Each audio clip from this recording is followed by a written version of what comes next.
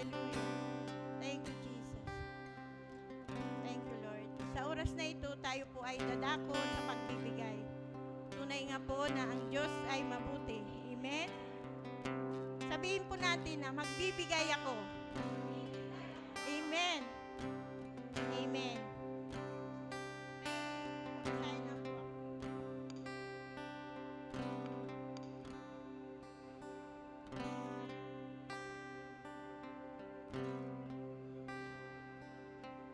Sa Galatia 6:9 po. Huwag tayong magsawa sa paggawa ng mabuti. Pagdating ng takdang panahon, tayo ay aani kung hindi tayo magsasawa. Amen? Maging kagaya po tayo sa mga magsasaka. Hindi nga po nagtatanim po sila. Kaya nagtatanim po sila para may aanihin. Di ba po? Kaya yun po kaya ganun din po sa pagbibigay. Di ba po? Magbibigay tayo dahil alam po natin na hindi po tayo iiwan at hindi po tayo pababayaan ng Diyos. Amen? Kaya patuloy tayong magbibigay sa Panginoon. Sige po. Bago pong lahat, manalangin po tayo. Ama naming banal sa langit, kami po ay nagpupuri at nagpapasalamat o Diyos sa umagang ito. Na muli na naman po kami magbibigay ng aming ikapo at ang aming mga kaloob. Salamat po Lord sa buhay ng bawat isa sa amin na patuloy na pinagpala mo na Panginoon at patuloy na pagpapalain dahil kami ay patuloy na nagbibigay sa inyo Panginoon. Salamat po Lord sa bawat kapatiran na patuloy na nagbibigay. Alam po namin na hindi mo sila iwan, hindi mo sila pababayaan sa lahat ng anumang kanilang pangangailangan sa araw-araw Panginoon. Salamat po muli, patuloy na pinasasalamatan ka namin sa umagang ito, Panginoon. Salamat po, Lord. Maraming salamat po, Lord. Hindi ka nagbabago mula noon hanggang ngayon, Panginoon. Salamat po, Lord. Maraming salamat po, Lord. Ito pong aming dalangin sa matamis na pangalan ng aming Panginoong Hesus. Amen. Amen.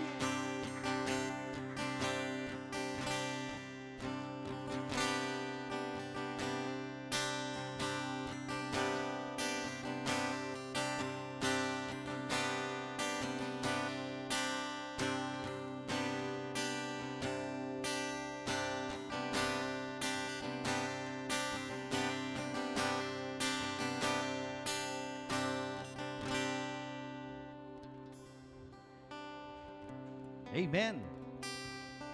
God is good. And all the time, God is good. Hallelujah. Tunay nga po na ang ating mahal na Panginoon ay napakabuti sa lahat ng panahon.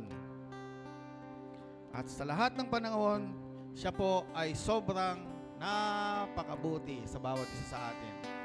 So muli, isang magandang buhay o magandang buhay po sa ating lahat. Sabihin po ninyo sa inyong mga katabi, magandang buhay sa iyo. Yan. So, kamusta po yung linggong nagdaan sa bawat isa? Marami po bang challenges? Marami po ba yung blessings? Marami po ba tayong mga biyaya buhat sa ating Panginoon na natanggap sa buong linggong nakalipas? Siyempre po, sa buong mundo, sa buong linggo natin nakaraan, mas marami pa rin po yung mga natanggap natin buhat sa ating mahal na Panginoon kesa doon sa wala tayong natanggap. Tama po ba? So, yun po yung mga bagay na dapat po nating ipagpasalamat kay Lord dahil si Lord hindi po siya nahuhuli. Palagi po siyang on time sa lahat ng mga pangangailangan ng bawat isa sa atin. Alam po niya kung ano yung kailangan mo ngayon at alam din po niya kung ano ang magiging kailangan mo para sa kinabukasan. Tingnan po niyo yung katangian ng ating Panginoon, talagang omniscient, omnipresent. Alam po niya lahat. At alam po niya yung mga bagay na dinidesire ng puso ng bawat isa sa atin. So last week, kanina po ay nagtanong si Sister She kung ano po yung naging title po natin nung last week. Ang naging title po natin last week is Trust or Not to Trust. Magtiwala o hindi magtiwala. Ito po yung unang naging title natin, Know Your Priorities. At naging verse po natin dito is yung, Seek ye first the kingdom of God, and all these things shall be added unto you. So, nalaman po natin kung ano po ba yung mga bagay na dapat nating i-priority sa buhay. At last week, ito po yung naging title at ang naging verse po natin dito is ang Proverbs 3:5-6. Trust in the Lord with all your heart and lean not into your own understanding. In all your ways, acknowledge Him and He shall direct thy path. Nakita natin ang kingdom, nakapasok tayo sa kingdom, at nang makapasok tayo sa kingdom, nakita natin ang hari. At ito na po yung ating pinagkakatiwalaan ngayon. Kapag nasa loob ka ng kaharian, hindi ka na magtitiwala doon sa mga bagay na gusto mo. Ang kailangan mo pagtiwalaan ngayon, kung ano ba yung mga bagay na pwedeng gawin sa'yo ng hari. At dahil tayo ay nagtitiwala na sa Kanya ngayon, so ang kailangan nating gawin ay yung paraan niya, yung dapat nating sundin at hindi yung paraan natin. So seek ye first, nang makapasok ka sa kingdom, nagtiwala ka sa hari, at ngayon nagtitiwala ka sa hari, dapat yung paraan niya yung dapat na masunod at hindi yung paraan mo. Lalo na nga ngayon, sa panahon po ngayon, medyo distracted ang karamihan sa bawat tilalang dito sa mundo. Marami tayong mga distraction na nakikita. At ito po yung mga bagay na pag-uusapan po natin ngayong umaga. Meron na naman pong ipapaalala sa atin ang ating Panginoon kung ano ba yung mga bagay na dapat nating gawin. Sa mga nakalipas na mga panahon, ito po yung pinakamalakas na distraction na naranasan sa Central Luzon. July 16, ito po yung 7.8 magnitude. At kung natatandaan po natin, Nueva Ecija po yung pinaka-sentro po niyan. Yung sa Baguio, dito po gumuho yung Hyatt Hotel. At yung pong mga daan dito sa ating kapaligiran sa Paniki, kung maaalala po natin, puro bitak-bitak din po yan. So napakalaking ang nagawa ng magnitude 7.8 nung mga panahong yon sa atin. At ang sumunod po ng mga distraction ay katulad din po nito. Ilang bagyo na po yung dumaan sa Central Luzon at marami pong salamat kay Lord kahit na ilang beses pang dumaan ang bagyo, yung pag-iingat sa atin ng Panginoon, ito pa rin po yung nakapangyari. Minsan natanong po ako, ano ba yung na-experience ko na pinakamalala nung ako ay naririto. So ang sabi ko po doon sa nagtanong sa akin, ang pinaka nakita kong napakalakas na bagyo, yung pong 1986, yung pong Saling. Kung familiar po kayo doon. Parang para sa akin po nung mga panahon po kasi ng mga panahon na yon, talagang lahat po ng mga puno, karamihan, talagang nagsitombahan po yan. Magpa-first year high school po ako sa sa Nigalor. So dito ko naranasan o dito natin naranasan na ilang buwan po tayong walang ilaw. Ilang buwan po yan. Hindi lang po umabot ng isang buwan yan, kundi mahigit isang buwan. So kung titignan po natin, itong mga nakaraan, nagkaroon po ng improvement. Kahit na malalakas po yung mga bagyong dumaan sa atin, meron nga po signal number 4 na dumaan dito. Pero kung titignan po natin yung mga istruktura, merong mga nasira, pero mas marami pa rin yung mga nakatayo. So, ibig sabihin, meron pong mga improvement na nangyayari. Na kung yung dating 1986, ilang buwan na walang ilaw, itong mga sumunod na mga bagyo, kahit na gaano ito kalakas, mawawalan man ng ilaw, pero kuminsan, oras lang o araw lang yung itinatagal. So, ito yung mga distraction na ating mga nararanasan, at ito po yung nagiging hadlang para hindi tayo makausad ng dire-diretso. Dumating din po yung panahon ng baha dito sa Paniki, 2003, kung hindi po ako nagkakamali. So dito po sa Poblacion Norte, umabot po ng hanggang bubong yung tubig. Kasalukuyan pong nasa ibang bansa po ako noon at wala pong binabanggit yung pamilya ko dito na meron palang baha na nakapangyari. So, ito po yung mga distraction na kinaharap ng mga tao noong 2003. Maliit pa po si Faith noon. Sanggol pa lang siya talaga. So ano po itong ginagawa nitong mga distraction sa atin?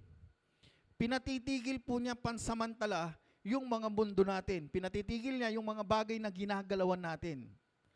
Kapag baha, siyempre hindi ka gaanong makakakilos. Hindi ka rin makakapagpatanim dahil sa taas ng tubig. Ganon din sa lindol at ganon din sa bagyo.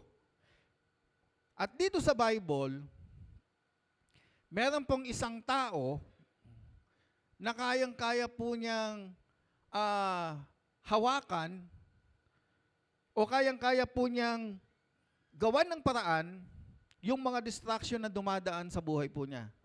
O yung mga, matatawag natin sa Tagalog, yung mga abala na dumadating sa buhay niya. Siyempre, ito ay walang iba, kundi ang ating Panginoong Yesus.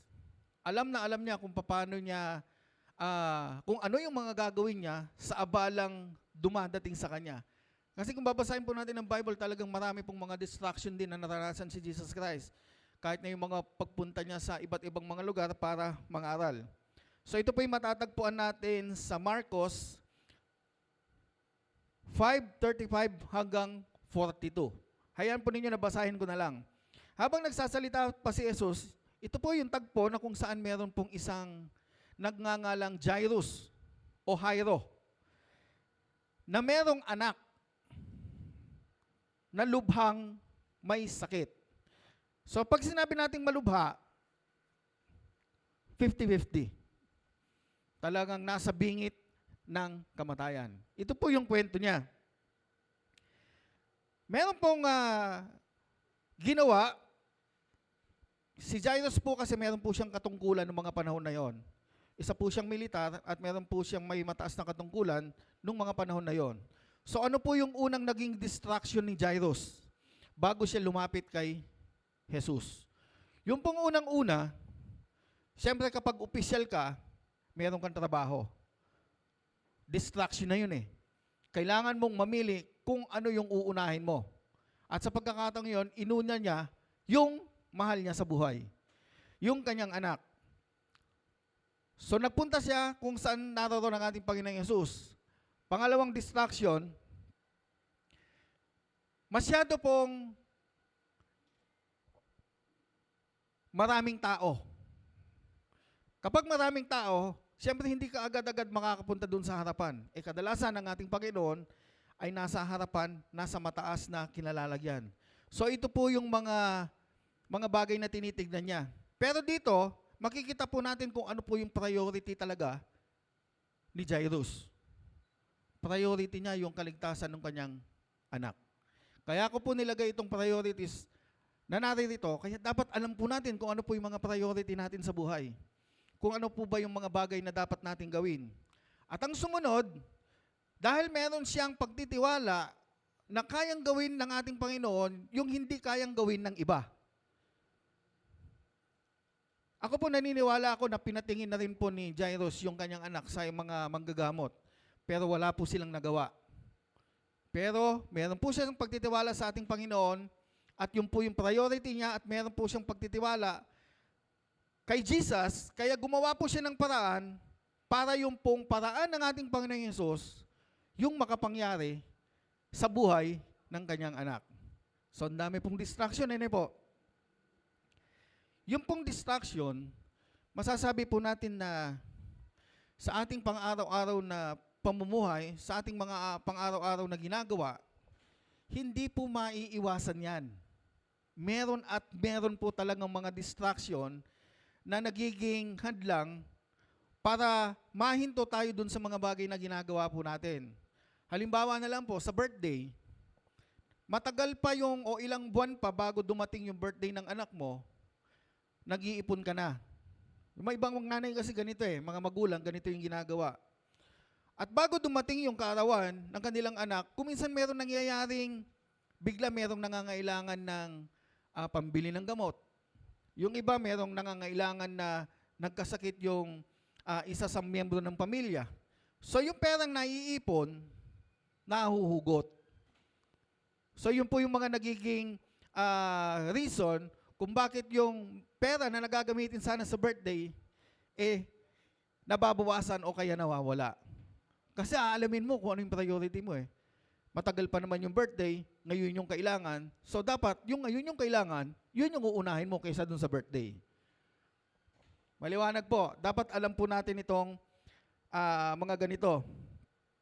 At sa mga ganitong pong sitwasyon, katulad po ng nabanggit ko kanina, ang ating Panginoong Yesus ay expert sa mga distraction o dun sa mga abala.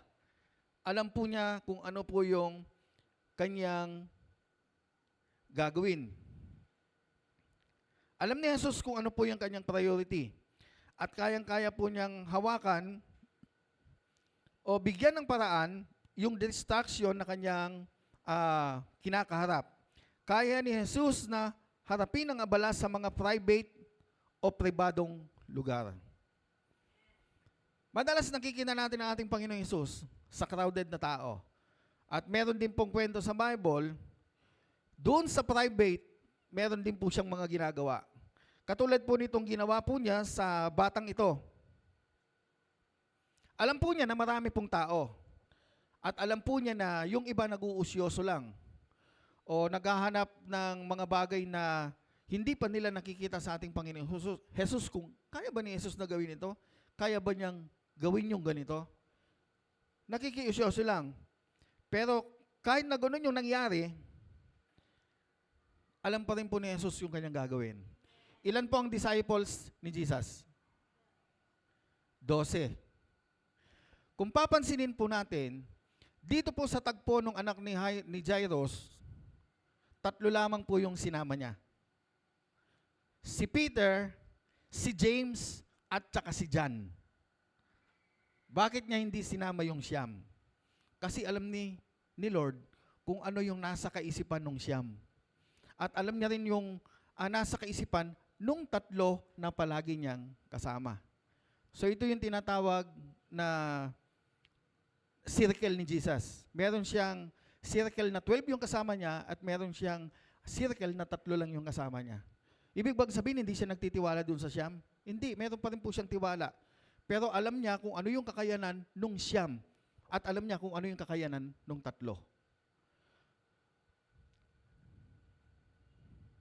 Kahit nga po dito sa church, meron pong distraction kung minsan o meron yung nagiging abala kung minsan. Ano po yon? Cellphone. Ano ba po yon? Pa? Natutulog. Sabi ko sa inyo, hindi po natin maiiwasan yan. Pero kung haharapin po natin yan, magagawan po natin yan ng paraan. Ano po yon? Given na po yon. Ayan po yung mga distractions sa church. Kaya tapakin po ninyo yung mga katabi mo, huwag kang matutulog, sabihin mo.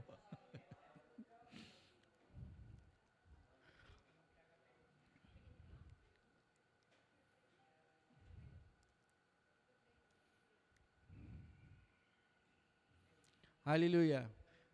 So, ang kailangan po natin, sa mga panahon na meron po tayong nararanasan na distraction, kailangan po natin yung paraan ng ating Panginoon.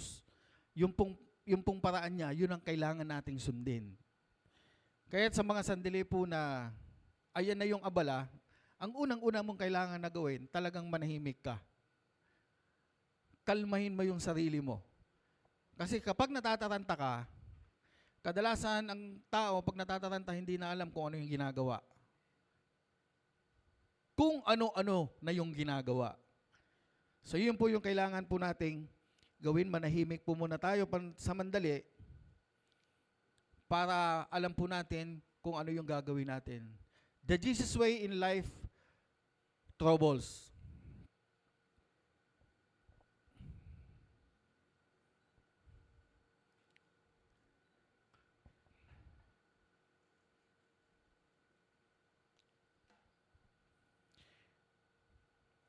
The Jesus way. Kailangan alamin po natin kung ano yung kailangan. Ayan po yung dalawa, yung magulang ng bata at saka James, Peter, and John. Sila lamang po yung palaging sinasama ng ating Panginoong Hesus. Casting all your cares, for He cares for you. Lagi mong iisipin, natatandaan, ng ating Panginoon ay palaging inaalala ka at nag-aalala siya sa iyo. Yung nabanggit po kanina na distraction, ito po yung Facebook. Hindi po ba, kuminsan pag meron tayong gagawin at meron tayong hawak na cellphone, pag merong interesting dun sa cellphone, yun yung uunahin natin.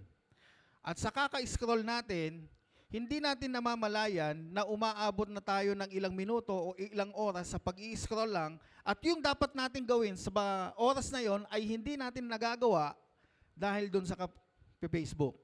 So yun po yung mga isa sa mga bagay na kailangan po nating pag-ingatan. Naaabala o naaantala yung mga bagay nating ginagawa kapag hindi po tayo nakafocus. Ayan po si Jairus. Nakausap niya ang ating Panginoon at sinabi niya, yung po ng unang punto, alamin mo kung ano yung kailangan. Ano po ba yung kailangan? Mayroon ka dapat na gawin at yun yung dapat mong unahin. Dito po sa buhay ni Jesus at ni Jairus, nakita po ni Jesus kung ano po yung kailangan na dapat niyang gawin. Ang tanong, sa nakabasa po ng kwento dito sa Bible patungkol kay Jesus at kay Jairus o Jairus, nung nilapitan po ba ni Jairus si Jesus, nagpunta po ba kaagad si Jesus?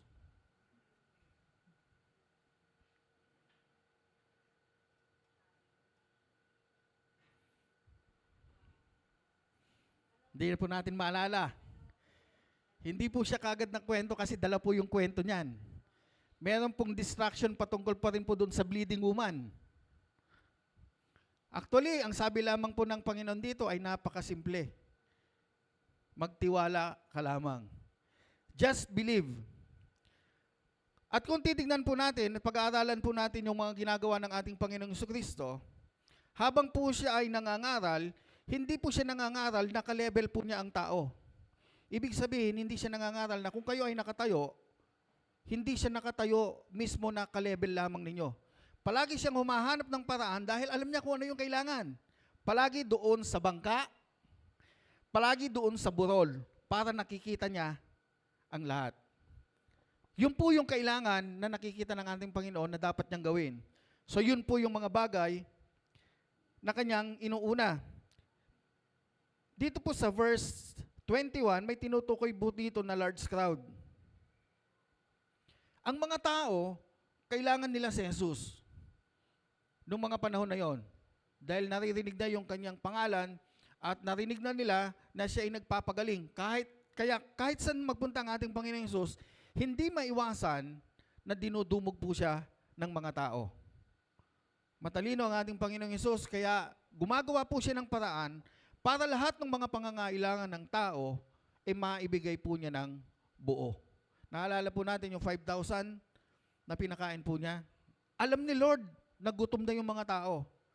Kaya siya po yung gumawa ng paraan dahil alam po niya kung ano yung mga pangangailangan ng mga panahon na yon. Kailangan ng pagkain ng mga tao. Kaya gumawa po siya ng paraan, nakita po niya kung ano yung kailangan at nakakuha po sila ng isda at ng tinapay. So ang lahat ay nakakain at ang lahat ay nabusog. So dapat inaalam po natin kung ano po ba yung kailangan. Kung ano po ba yung una nating kailangan bago natin gawin yung mga sumusunod pa. Know your priorities. Alamin mo kung ano ang kailangan mo. At yung pong pangalawa, find where there is leak. Hanapin mo kung saan yung may tagas. Pag hindi mo hinanap yung tagas, magkakaroon ka ng problema. Katulad po nitong gripong ito. Lahat po tayo, meron po nito sa bahay. Kapag hindi po natin hinanap yung tagas doon sa gripo, asahan po niyo na magiging malaki po yung babayaran natin sa tubig. Kaya dapat hinahanap mo kung saan yung may tagas. At yung pong kwentong pangalawa na binabanggit ko po kanina, ay yung pong patungkol doon sa babae na dinudugo ng 12 taon. Yung po ng unang distraction po na kanyang nakita o kinaharap, ito na naman po, yung crowded. Kapag nasa gitna ang ating Panginoon Yesus o kapag siya yung nandun sa harap, hindi na naman siya agad-agad na makakapunta. Hindi agad-agad makakalapit na naman siya. So ano po yung ginawa ng babae? Meron siyang kailangan kay Jesus eh. At dahil hindi nga siya makalapit, naisip na lang niya, ito na po yung pinakamagandang paraan o pinakasimpleng paraan, naisip na lang niya na mahawakan lamang niya yung laylayan ng kanyang damit, gagaling na po siya. Ilang litro po ba ng dugo ang nasa sa ating mga katawan? Meron pong 5 hanggang 6 na litro. Kung ibabase naman po natin dun sa cups, nagkakabilang po ito ng 20 hanggang 25. O sa litro, 5 to 6 liters at sa cups, 20 to 25. At kapag meron pong naubos o meron pong tumagas na dugo sa atin kahit na 2 o 3 lang na tasa, medyo alanganin na po tayo. So dapat alamin po natin, sa buhay po ng bawat isa, dapat alin po natin kung saan po ba tayo may leak o saan po tayo may tagas. Saan po ba tayo palaging nagkakamali dun sa mga bagay na ginagawa natin. Kung saan ba palagi tayo sumasablay. Yun yung dapat na ayusin natin. Biruin po ninyo, 12 years na pong dinudugo at yung pong mga doktor na kanyang pinuntahan, ayon sa Bible, wala rin po siyang nagawa. Kaya ang pinakahuli po niyang naisip na gawin nang marinig niya ang ating pangalan ng ating Panginoong Yesus, kahit na mahirap, kahit na mahihirapan siya, ginawa pa rin niya yung tama niya. Yung determination niya na magpatuloy ay ginawa rin po niya. Tayo naman po pag nagpapatuloy tayo doon sa buhay natin bilang isang mananampalataya ng ating Panginoong Kristo, kailanman hindi po tayo, makakaramdam ka ng pagod, pero pwede kang magpahinga. Yung salitang suko, hindi uso sa atin yon. Yung salitang laban, uso sa atin yon. Kasi ang mga anak ng Diyos, tayong mga anak ng Diyos, lagi nating sinasabi sa ating mga sarili na hindi tayo susuko kailanman. Dahil hindi po tayo sinusukuan ng ating Panginoon eh. Kung ikaw, sumuko ka man, pero ang Panginoon, hindi ka niya susukuan kailanman. Alam ni Lord kung sino yung hubi po sa kanyang laylayan. At yung distraction sa buhay ng babaeng yon, dahil alam ni Lord kung ano yung kailangan, yun yung kanyang binigyan ng solusyon. Dito makikita na naman po natin na kung sino man yung lumalapit kay Jesus, hindi siya napapahiya. Marami pong tagpo ng ganito sa Bible eh. May natatandaan po ba kayo o meron na po ba kayong nabasa sa Bible na yung lumapit kay Jesus, pinagtabuyan niya? Wala. Last week, yung kay Peter, naging example po natin, gusto niya lumapit kay Jesus, tinaboy ba siya ni Lord? Hindi. Ang ano sabi ni Lord? Halika. Ganon din yun sa babae. So, pinapaalalahanan po tayo ni ating Panginoon na kung lalapit tayo sa Kanya at gagawin kung ano man yung paraan niya, magtiwala lamang po tayo at ito po ay mangyayari. Mag-desire lang, mangyayari. Nag-desire lang yung babae na mahawakan yung laylayan, nangyari, gumaling. Nag-desire si Jairus na iunat lamang ng ating Panginoong yung kamay niya doon sa anak niya, nagagaling, nag-decide lang siya. At ito'y nangyari.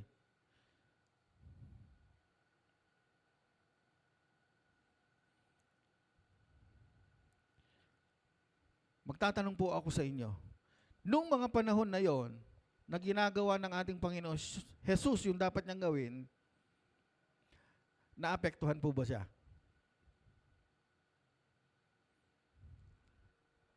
Sino pong pwedeng mag-comment?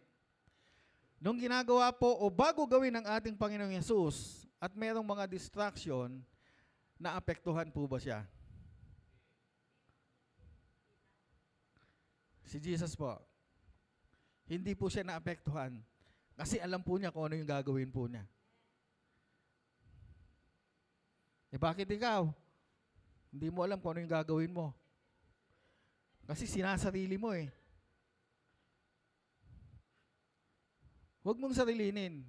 Nais ni Lord na palagi gusto niya makakonekta sa'yo. Gusto niya palagi nakakonect ka sa Kanya. Yun yung gusto ng ating Panginoon palagi. Biruin po ninyo, bago pupunta si Jesus dun sa bahay ni Jairus, binigyan na po siya na kaagad ng hindi magandang balita. Huwag nyo nang abalahin ang ating Panginoon Jesus sapagkat patay na ang bata.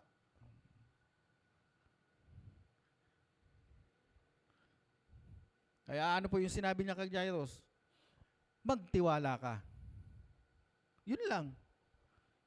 Magtiwala ka. Kaya ito rin po yung sinasabi ng Panginoon sa iyo. Magtiwala ka sa Kanya.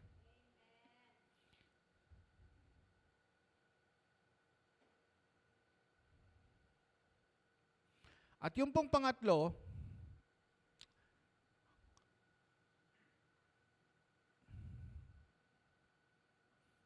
siyempre masakit para kay Jairus na marinig sa mga tao na wag nang abalahin ng guro sapagkat patay na ang kanyang anak. Kaya nga nung sinabi ng ating Panginoon, di, natutulog lamang siya. Ano yung pinaniwalaan ni Jairus? Yung mga sinabi ng mga tao o yung sinabi ng ating Panginoon Jesus? Kaya nga sabi ni Lord, magtiwala ka. Pinaniwalaan niya yung sinabi ng ating Panginoon at gumaling nga ang bata. Ayan, but Jesus overheard. Hindi niya pinansin. Tuloy-tuloy lang siya. Hindi niya pinansin kung ano yung mga sinasabi ng tao. Nung sinabi nga niya, hindi natutulog siya, anong ginawa ng mga tao? Nagtawanan sila. Pinagtawanan nila yung sinabi ng ating Panginoon Jesus na natutulog lamang ang bata. Hindi pa rin siya nagpatinag. Doon sa mga abalang gano'n na dumating sa kanya, tinuloy pa rin niya kung ano yung mga bagay na dapat niyang gawin. Prioritize what you should prioritize. Unahin mo yung dapat mong unahin. Ang buhay natin dito sa mundo, napakaraming pwedeng maging abala. Sa kalusugan, sa kaibigan, sa pamilya, sa karir, dapat balanse lang. Ngayon, may tanong po ako ulit. Ano ang mahalaga? Ministry o pamilya? Ito matagal ng ano tawag dito? Matagal ng usap-usapan na hindi matapos-tapos. Ano ang mahalaga? Ministry o pamilya? Bakit?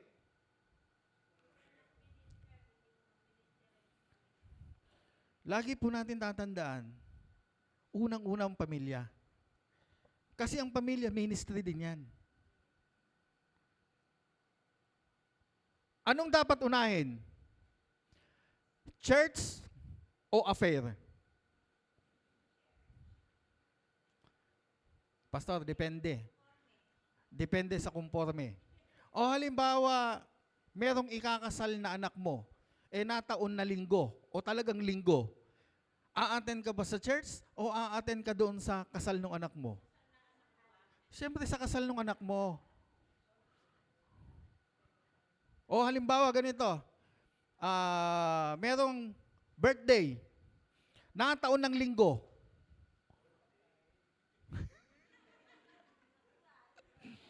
Nataon ng linggo, anong unahin mo? Church o birthday?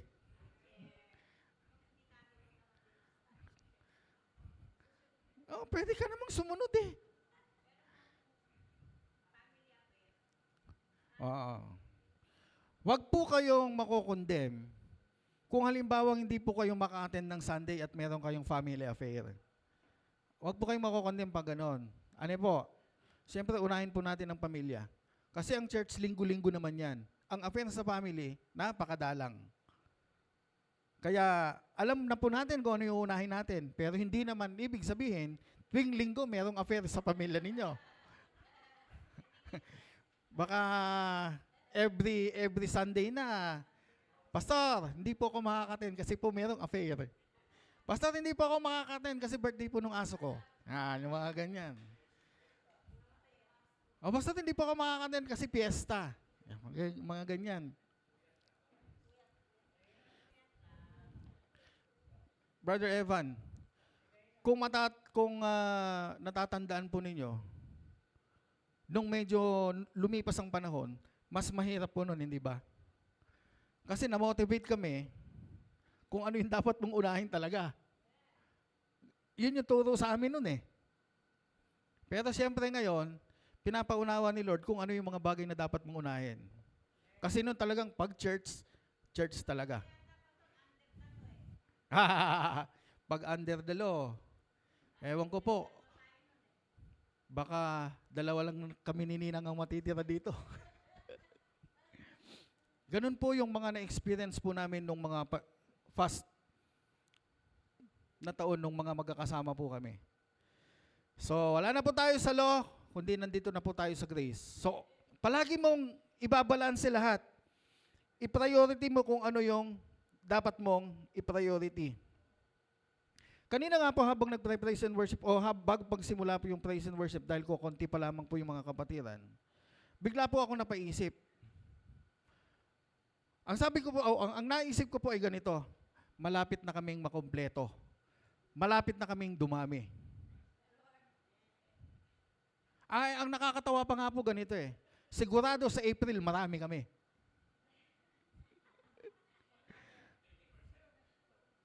Tama? Sabihin natin 40 tayo ngayon. Pagdating ng April, baka umabot tayo ng 80. Yung mga may nag-iisip, ano bang meron sa April? Ewan ko po sa inyo. Linggo-linggo, ina-announce po yan.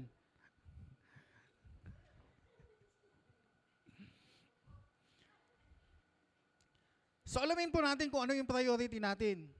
Hindi natin dapat maging priority yung April lang. Dapat ang maging priority natin every Sunday. Wala nang iba.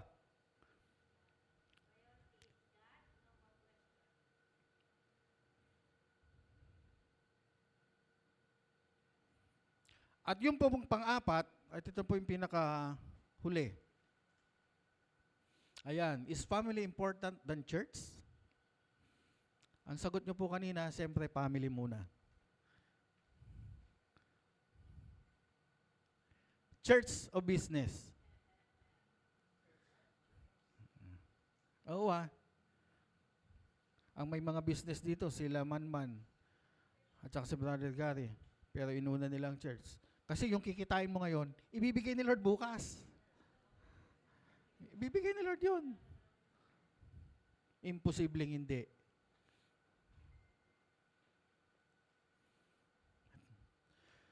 Don't give space to wrong thoughts. Huwag mong bigyan ng puwang yung maling kaisipan sa buhay mo.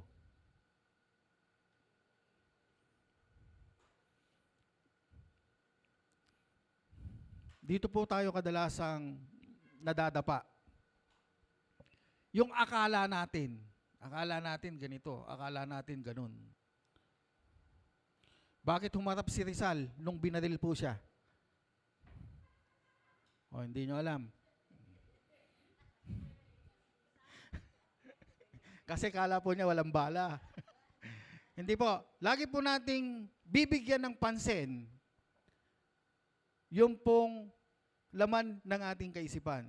Katulad po halimbawa nitong alagad na ating Panginoon, mali yung kaisipan niya eh. Hindi ako maniniwala hanggat hindi ko na ipapasok ang aking daliri sa kanyang tagiliran. Eh ang sabi po dun sa Bible, mapalad ang mga taong hindi nakikita pero nananampalataya. Huwag mong sabihin na hindi mo kaya. Dapat hindi ito yung maging bukang bibig ng bawat isa. Meron yung mga pagkakataon na talagang, kung meron kang gustong gawin, meron ka agad distraction sa harap mo. Pinapakita ka agad na yung pwedeng maging hadlang. Kung mahina ang kalooban mo, mahina ang loob mo, hindi ka magpapatuloy. Pero kung nagtitiwala ka sa ibibigay na katunungan sa iyo ng Panginoon, kahit na mahirap yung nakikita mo, alam mo, kayang pumunta hanggang sa dulo. Ang example na naman po natin dito, yung pong mga alagad, nasa kalagitnaan na po sila ng dagat nung magkaroon ng bagyo, nung malakas na hangin. Pero nakapunta po ba sila dun sa ibang bayo? Nakapunta po sila. So kung halimbawa meron kang plano, wag mong pigilan ng sarili mo na sumubok. Gawin mo kung yun yung pinagagawa sa iyo ni Lord. Kapag ginawa mo at nabigo ka, huwag kang titigil. Gawin mo ulit. Ipagpatuloy mo. Bibigyan ka naman ni Lord ng wisdom kung ano po yung mga bagay na dapat mong gawin. Ang sabi po dito sa Romans 8:6, ang pagsunod sa hilig ng laman ay naghahatid sa kamatayan, ngunit ang pagsunod sa Espiritu ay magdudulot ng buhay na walang hanggan. The mind of simple man is death, but the mind of controlled by the Spirit is life and peace. Tayo, kontrolado na ng ating Panginoon yung ating kaisipan. Basta pinapayagan po natin. So hindi na po tayo yung sinful man. Tayo po ngayon ay matatawag na righteous. At yun po naman talaga yung totoo. Tayo po ay matuwid na sa harap ng ating Panginoon. Huwag kang matakot. Sa mga magulang, ang kinakatakutan kasi ng mga magulang kuminsan ay yung maiiwanan nila. Kung sakaling dumating yung panahon na mawawala sila sa mundo. Hindi ko makalimutan itong tanong na to. Ito yung isa sa natalakay namin doon sa men's doon kila Brother Ronald. Hindi mawala-wala sa akin yung tanong na yon. Dahil lahat kaming mga tatay na sumagot noon, natatakot na yung maiiwanan namin, baka ganito, baka ganyan. Pero sa katotohanan, hindi dapat katakutan. Dahil katulad ng mga ibon, merong mga nagpapakain sa kanila. Eh mas mahal tayo mas mahal tayo ng ating Panginoon kaysa dun sa mga ibon. So wag po nating inaalala kung sakaling dumating yung panahon na tayo ay kukunin na ni Lord, o kung tayo ay mag-graduate na, wag na nating isipin yung mga maiiwan natin. Ang sabi ko nga po kay Papa nung bago siya mawala, Pa, wag kang mag-alala, okay na kami. Yun yung time na sinabi ko sa kanya.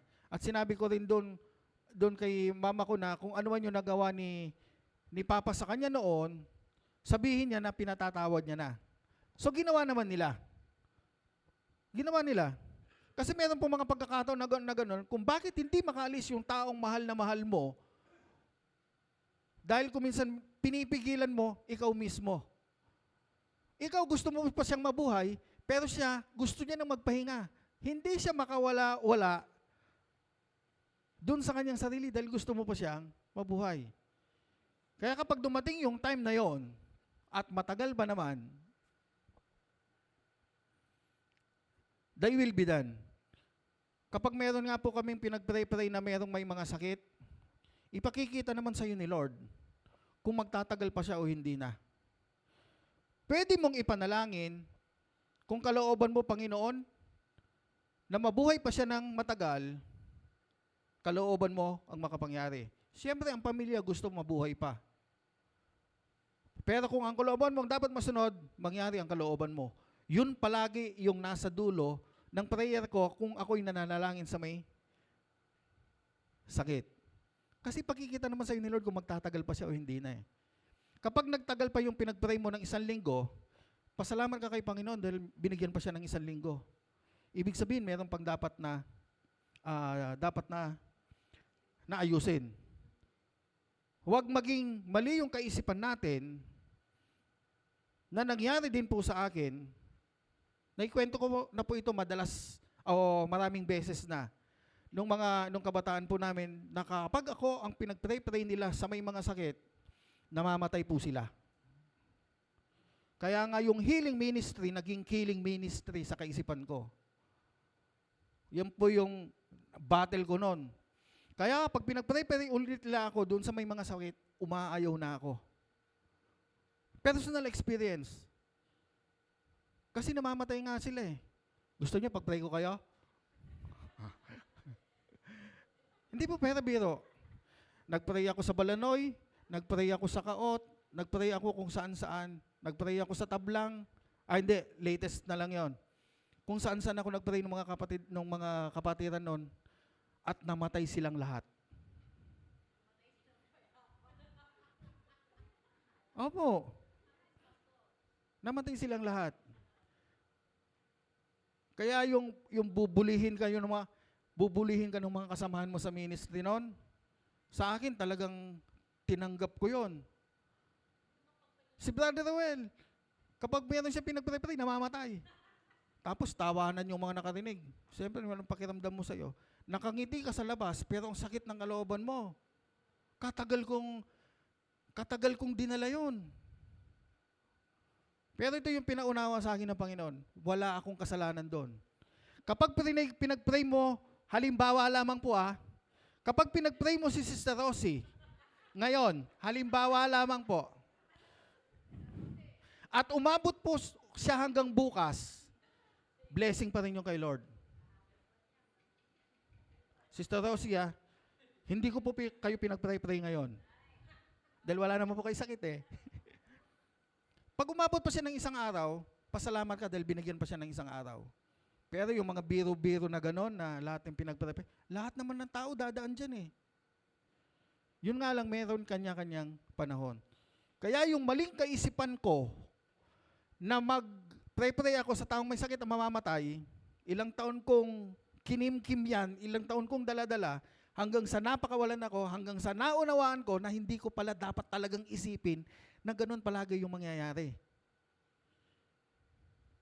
Ang mahirap, kapag pinag-pray mo yon, pagkatapos ng prayer mo, patay na.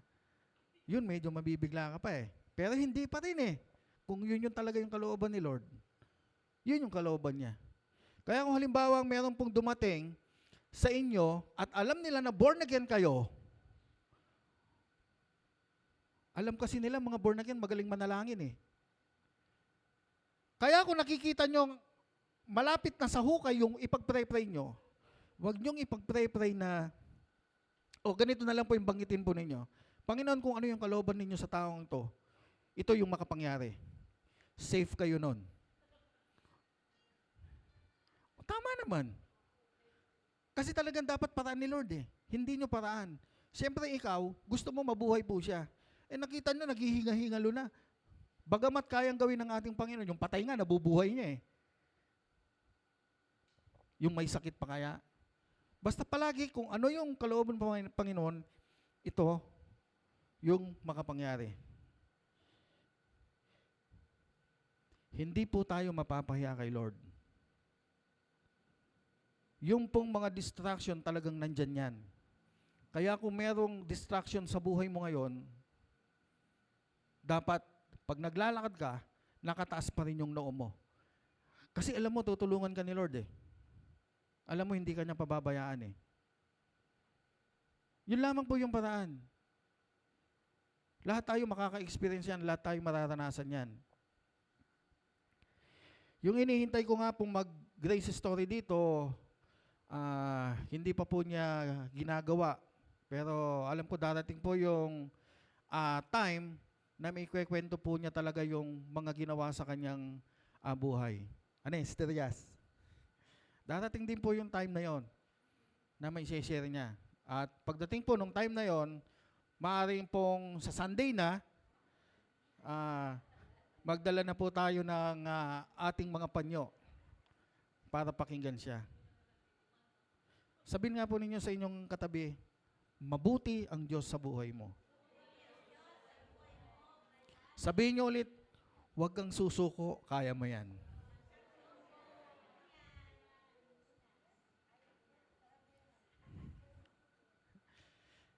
Kaya nating lahat dahil mabuti ang ating Panginoon. Ang pinakahuli, yung 12 tiktik, nagkaroon ng maling kaisipan. Ang sabi ng dalawa, kayang-kaya natin. Sagana ang lupang yon. Pero ano yung sinabi ng iba? Malalaki yung mga tao ron. Hindi natin kaya. Alam po ba ninyo yung sinabi nung 10, yun yung pinaniwalaan ng maraming tao, ng milyong-milyong tao. Hindi ako nagkakamali, 2 milyon. Yun yung pinaniwalaan nila na hindi nila kaya. Kaya nga hindi sila nakapasok sa Promised Land. Pero kung pinayagan nila, yung sinabi ng dalawa, nakapasok sana sila sa Promised Land. So yan yung mga bagay na talagang dadating sa'yo. May mga pagsubok na dadating sa'yo. Nakala mo hindi mo kaya, pero kaya mo. Dadating sa'yo, naiiyak ka, bakit ganito yung nangyayari? Pero hindi ka pa rin pababayaan talaga ni Lord. Ang sabi po sa Corinthians, magpakatatag at huwag matitinag dahil sagana ang biyaya ng ating Panginoon. Meron pong kanta yun. Laging sumasagana sa gawain ng Diyos. So, magtiwala po kayo na merong gagawin sa inyo ang Panginoon. Magtiwala po kayo na kung hindi kayo makaalis dyan sa problema na kinaharap nyo ngayon, asahan po nyo, hindi man kayo tanggalin, sasamahan naman po kayo ng ating Panginoon. So wag po natin kalilimutan na talagang mabuti si Lord sa buhay ng bawat isa sa atin. Jesus said, do not fear, only believe. Huwag kang matatakot, maniwala ka. I know, alamin mo kung ano yung kailangan, alamin mo kung saan yung may tagas, i-priority mo yung dapat na i-priority at huwag mong bibigyan ng kahit na maliit na puwang yung maliit na puwang sa iyong kaisipan. Dito tayo lalaban talaga.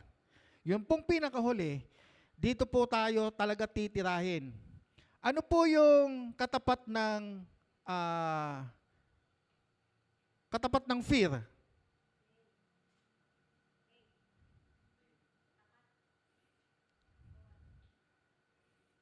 Opo, yung katapat ng fear.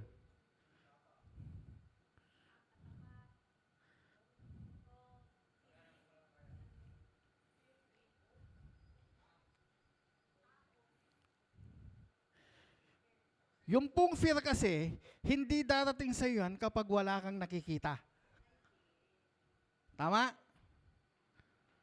Yung takot, hindi mo mapapayagan yan kung wala kang nakikita. Pagkatapos ng fear, sa seeing, tapos yung faith. Kaya, yung mga nakikita natin, hindi natin dapat katakutan yan. Maaring sa simula talagang matatakot ka. Parang hindi ka na makakalis. Pero hindi, makakalis at makakalis ka dyan. So wag po nating papayagan na makagawa ang maling kaisipan sa atin. Sabihin mo ulit sa inyong katabi, Jesus said, do not fear, only believe. God is good. And all the time, God is good. Palakpakan po natin ang ating Panginoon.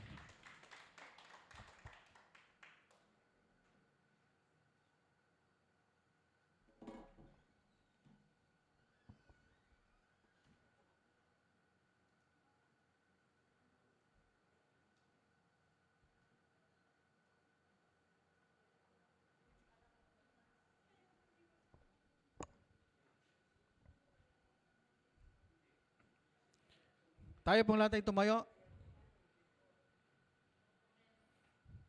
Meron ka bang dahilan para sumuko? Ulitin ko po yung tanong. Meron ka bang dahilan para sumuko sa buhay? Ay, Ulitin ko po yung tanong. Meron ka bang dahilan para sumuko sa buhay? Wala kang dahilan para sukuan mo yung buhay mo. Amen. So, mabuti si Lord at hindi kanya iwan at hindi kanya pababayaan. Atin pong itaas ang, bago po tayo benediction, muli po nating i-declare ang kabutihan ng ating Panginoon. Ang ating pananampalataya sa ating Panginoon. I have hope in Jesus. I believe in Jesus and His finished work. I am what Jesus says I am. I can have what Jesus says I can have. I can be what Jesus says I can be. Today, I will receive more of His love. Today, I will receive more of His grace.